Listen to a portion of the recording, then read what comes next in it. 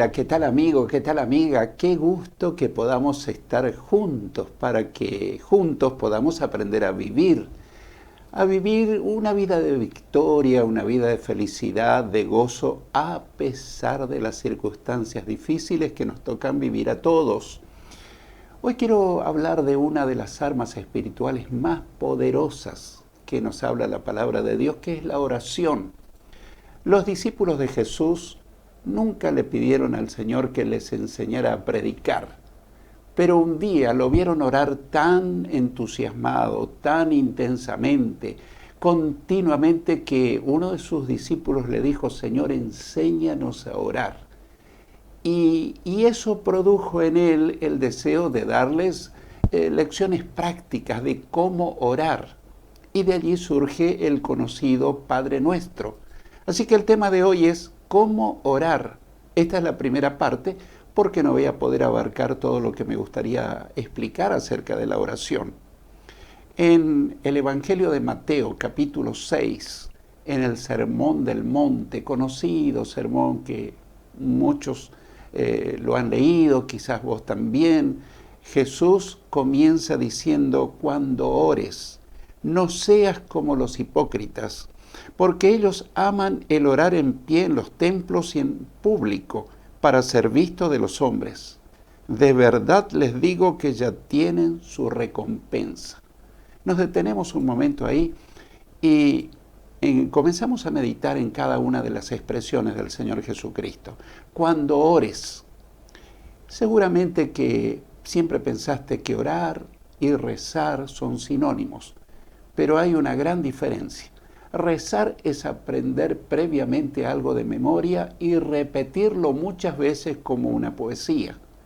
Pero orar es hablar espontáneamente con Dios. A lo mejor te resulta difícil si nunca lo hiciste, pero si yo te preguntara si tenés que hablar con tu mejor amigo, con tu papá, con tu mamá, o con tu esposa, o tu esposo, o tu hijo, seguramente que lo haces sin pensar. Esa es la oración. Es hablar, dialogar, compartir con Dios en forma espontánea. Por eso dice cuando ores, no dice cuando reces. Nunca la Biblia habla de rezar, sino de orar. Cuando ores, no seas como los hipócritas, aquellas personas religiosas que querían hacerse ver ante los demás para que la gente los elogiara, para que dijeran que eran muy espirituales, porque ellos aman el orar en pie en los templos y en público para ser vistos de los hombres. Qué interesante. La oración siempre debe ir dirigida a Dios. Pero esta gente a la cual Jesús se refiere dice que era para que la gente los vea, para que los hombres los vieran orar, para que los elogiaran, para que los ponderaran y dijeran qué espirituales son. De verdad les digo que ya tienen su recompensa. ¿Qué recompensa? Bueno, tal vez recibir el elogio de la gente, pero la verdad que esta no es la forma de orar. Jesús sigue explicando: pero tú cuando ores, entra en tu habitación y cerrada la puerta, ora a tu Padre que está en secreto, y tu Padre que escucha en lo secreto te recompensará en público. Ahí tenemos. La mejor forma de orar es en privado. Jesús dijo que cuando oremos, cuando hablemos con Dios, tendríamos que encerrarnos en nuestra habitación. Cerrar la puerta, bueno, puede ser una expresión literal o tal vez figurada. Lo que está tratando de enseñar el Señor es que nadie interrumpa nuestro tiempo de intimidad con Dios. Yo acostumbro a orar bien temprano, cuando nos suena el teléfono, cuando nos tocan el timbre, cuando en casa hay silencio, me encierro con Dios y paso tiempo dialogando, escuchando lo que Dios me quiere decir. Es más importante lo que Dios me quiere decir que lo que yo le quiera decir a Él.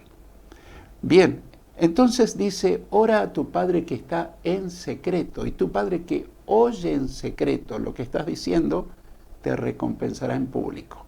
Pero surge una pregunta. Dios no es el Padre de todos los seres humanos. Dios es el creador de todos los seres humanos. Pero para que Dios sea nuestro Padre, el Evangelio de Juan, el capítulo 1, versículos 11 y 12 dice: hablando de Jesús, que a los suyos vino y los suyos no lo recibieron. Pero a quienes lo recibieron y creyeron, que confiaron en Él, les dio el privilegio de hacerse hijos de Dios. De manera tal que uno se hace un hijo de Dios cuando uno recibe a Cristo en el corazón como Salvador, como Señor, cuando le confiesa arrepentido sus pecados y comenzamos una nueva relación con Dios. A partir de entonces, nosotros somos sus hijos y Dios es nuestro Padre. Así que la oración del Padre Nuestro no es para que la rece todo el mundo, es para que la ore aquellos que son sus hijos. Pero más adelante vamos a explicar que no es para repetirla mecánicamente, sino espontáneamente, pero ya lo voy a explicar un poco más adelante o tal vez en el segundo tiempo de este programa. Y Dios que escucha en secreto te va a recompensar el público. Luego dice Jesús, y orando, no uses vanas repeticiones como los incrédulos que piensan que por su palabrería serán oídos. ¿A qué se refiere? Bueno, tal vez repetir la misma frase una y otra vez. O tal vez rezar el Padre Nuestro, 5 Padre Nuestros, 10 Padre Nuestros, sin ni siquiera entender qué está diciendo, porque tal vez lo está haciendo mecánicamente. Y mucha gente piensa que le va a impresionar a Dios por hacerlo repetidamente. Hay otros que buscan palabras altisonantes para dirigirse a Dios. Pero mira, la mejor manera de hablar con Dios es usar palabras sencillas como las que usamos todos los días en nuestro léxico habitual. Con sencillez, Dios más mira nuestro corazón y nuestras intenciones que lo que decimos con nuestra boca. Es muy interesante. Tenemos que usar palabras sencillas y hablarle desde el corazón. Jesús sigue diciendo, no te hagas pues semejantes a ellos. ¿A quiénes? A los hipócritas, a los religiosos que querían orar para hacerse ver, para recibir elogios de la gente, para que la gente los exaltara, los elogiara, porque el Padre de ustedes sabe de qué cosas tienen necesidad antes que ustedes se lo pidan. Qué interesante.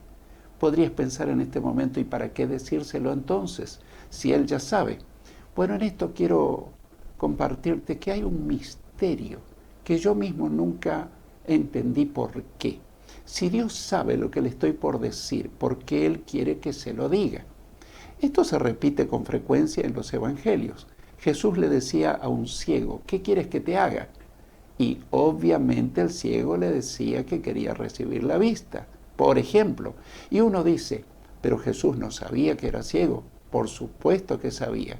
Pero el misterio está en que cuando uno declara con la boca nuestra tristeza, nuestra necesidad, nuestro temor, hay algo que sale de lo interior de nosotros y la pasamos a Dios. Y en ese momento empezamos a sentirnos libres, empezamos a sentirnos mejor. Jesús quiere animarte a que comiences una vida de intensa oración. Pero para eso, para que Dios te escuche, tenés que tomar en cuenta lo que dijo Jesús. Hasta ahora nada han pedido en mi nombre. Pidan al Padre en mi nombre y recibirán lo que están pidiendo. Te animo a recibir a Cristo en tu corazón como Salvador y Señor, pedirle perdón por tus faltas y comenzar a hablar con Él todos los días. Te vas a sorprender de los resultados de la oración.